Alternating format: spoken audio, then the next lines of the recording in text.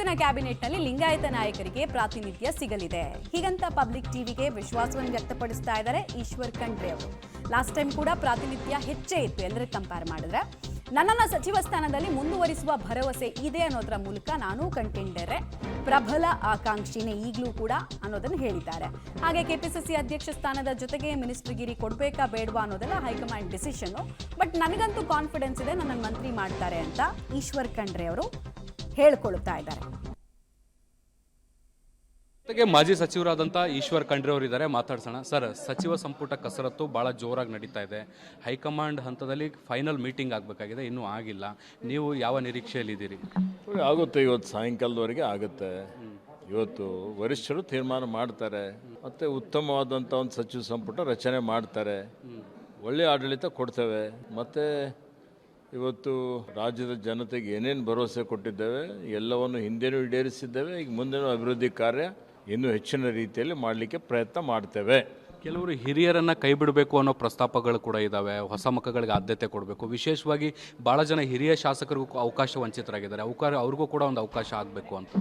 ನೋಡಿ, ಈಗ ಎಲ್ಲರಿಗೂ ಒಪ್ಪಿಗೆ ಆಗುವಂಥ ಒಂದು ಸಮನ್ವಯ ಸಾಧಿಸುವಂಥ ಎಲ್ಲ ಸಮುದಾಯಗಳಿಗೆ ಪ್ರಾತಿನಿಧ್ಯ ಕೊಡುವಂಥದ್ದು ಮತ್ತು ಎಲ್ಲ ವಿಭಾಗಗಳಿಗೂ ಪ್ರಾತಿನಿಧ್ಯ ಕೊಡುವಂಥ ಒಂದು ನಿಟ್ಟಿನಲ್ಲಿ ವರಿಷ್ಠರು ಸಮಾಲೋಚನೆ ಮಾಡ್ತಾ ಇದ್ದಾರೆ. ಎಲ್ಲರ ಅಭಿಪ್ರಾಯಗಳನ್ನು ಇವತ್ತು ಪಡೆದಿದ್ದಾರೆ. ಎಲ್ಲರ ಅಭಿಪ್ರಾಯವನ್ನು ಪಡೆದುಕೊಂಡು ಒಂದು ಉತ್ತಮವಾದಂಥ ತೀರ್ಮಾನವನ್ನು ಮಾಡ್ತಾರೆ. ಈಗ ನಿಮ್ಮನ್ನು ಮುಂದುವರಿಸೋ ವಿಶ್ವಾಸ ಇದೆ ಅಂತ ಅನಿಸುತ್ತದೆ? ನೋಡಿ, ನಾನು ಅರಣ್ಯ ಸಚಿವನಾಗಿ ಅತ್ಯುತ್ತಮವಾದಂಥ ಒಂದು ಕೆಲಸ ಕಾರ್ಯಗಳನ್ನು ಮಾಡಿದ್ದೇನೆ. ಸೊ ನಮ್ಮೆಲ್ಲ ಏನೊಂದು ಸಾಧನೆ ಇದೆ, ನಮ್ಮ ಸೇವೆ ಇದೆ, ನಿಷ್ಠೆ ಇದೆ, ಅವೆಲ್ಲವನ್ನು ಪರಿಗಣನೆಗೆ ತೆಗೆದುಕೊಂಡು ತೀರ್ಮಾನ ಮಾಡ್ತಾರೆ. ಸರಿ, ಹಿಂದೆ ನಿಮ್ಮದು PCC ಅಧ್ಯಕ್ಷರ ಸ್ಥಾನಕ್ಕೂ ಕೂಡ ನಿಮ್ಮ ಹೆಸರು ಕೇಳಿ ಬಂದಿತ್ತು. ಈಗಲೂ ಕೂಡ ಭಾಳ ಚರ್ಚೆಗಳು ನಡೀತಾ ಇದೆ ಅದ್ರ ಸಂಬಂಧಪಟ್ಟಂಗೆ. ನಿಮ್ಗೇನಾರು ಅಪರ್ಚುನಿಟಿ ಬಂದಿತ್ತಾ? ಫೋನ್ಗೆ ಏನಾರು ಬಂದಿತ್ತಾ? ನೋಡಿ, ವರಿಷ್ಠರು ನಮ್ಮ ಜೊತೆಯಲ್ಲಿ ಸಮಾಲೋಚನೆ ಮಾಡ್ತಾರೆ, ಚರ್ಚೆ ಮಾಡ್ತಾರೆ. ನಾವು ನಮ್ಮ ಅಭಿಪ್ರಾಯಗಳಾಗಲಿ ಮತ್ತೊಂದಾಗಲಿ ಹೇಳ್ತೀವಿ. ಅಂತಿಮ ತೀರ್ಮಾನ ಅವ್ರು ಮಾಡ್ತಾರೆ. ನೀವು ಅಧ್ಯಕ್ಷ ಸ್ಥಾನ ನಿಭಾಯಿಸಕ್ಕೆ ಸಿದ್ಧರಿದ್ದೀರಾ ಅಂತ?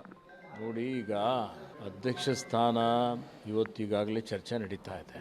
ವರಿಷ್ಠರು ಯಾರಿಗೆ ತೀರ್ಮಾನ ಮಾಡ್ತಾರೆ ಅವರೆಲ್ಲರೂ ನಿಭಾಯಿಸುವಂಥ ಒಂದು ರೀತಿಯಲ್ಲಿ ಕೆಲಸ ಮಾಡ್ತೇವೆ. ಅಲ್ಲ, ಯಾಕೆ ಹೇಳ್ತಿದ್ದೇನೆ ಅಂದರೆ, ಕೆಲವು ನಾಯಕರು ಹೇಳ್ತಾ ಇರುವಂಥದ್ದು ಸಚಿವ ಸ್ಥಾನದ ಜೊತೆಗೆ KPCC ಅಧ್ಯಕ್ಷ ಸ್ಥಾನ ಬೇಕು ಅಂತ.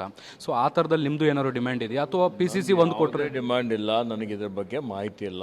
ಯಾವ ಜವಾಬ್ದಾರಿ ಕೊಟ್ಟರು ಅದನ್ನು ನಿಷ್ಠೆಯಿಂದ ಒಬ್ಬ ಕಾಂಗ್ರೆಸ್ ಪಕ್ಷ ನಿಷ್ಠಾವಂತ ಕಾರ್ಯಕರ್ತನಾಗಿ ಹಿಂದೆನೂ ನಿಭಾಯಿಸಿದ್ದೇನೆ, ಮುಂದೆನೂ ನಿಭಾಯಿಸ್ತೇನೆ ಅನ್ನುವಂಥ ಒಂದು ಮಾತನ್ನು ಹೇಳಲಿಕ್ಕೆ ಬಯಸ್ತೇನೆ. ಸರ್, ಲಿಂಗಾಯತ ಸಮುದಾಯಕ್ಕೆ ಏನಾದರೂ ಸ್ಪೆಸಿಫಿಕ್ ಆಗಿ ಇಷ್ಟೇ ಸಂಖ್ಯೆ ಬೇಕು ಅಂತ ಏನಾದ್ರು ಕೇಳಿದ್ದೀರಾ? ನೋಡಿ, ಲಿಂಗಾಯತ ಸಮುದಾಯ ಅತ್ಯಂತ ಪ್ರಬಲವಾದಂಥ ಒಂದು ಸಮುದಾಯ ಇದೆ. ಮತ್ತು ಲಿಂಗಾಯತರು ಹಿಂದಿನ ವಿಧಾನಸಭೆ ಚುನಾವಣೆಯಲ್ಲಿ ಹೆಚ್ಚಿನ ಮಟ್ಟದಲ್ಲಿ ಕಾಂಗ್ರೆಸ್ ಪಕ್ಷಕ್ಕೆ ಬೆಂಬಲವನ್ನು ಕೊಟ್ಟಿದ್ದಾರೆ.